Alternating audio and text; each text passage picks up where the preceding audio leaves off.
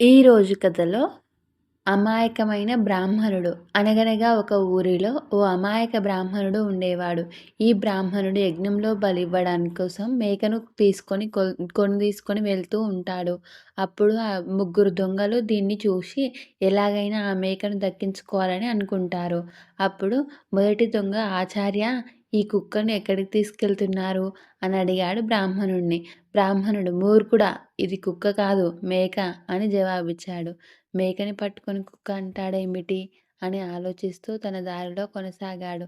కొంత దూరం వెళ్ళాక రెండో దొంగ ఎదురై చాలా వినయంగా నటించి నమస్కారం చెప్తూ "ఓ బ్రాహ్మణా! ఎందుకు కుక్కను మోస్తున్నారు" అని అడిగాడు. బ్రాహ్మణుడు చాలా ఆశ్చర్యపోయాడు.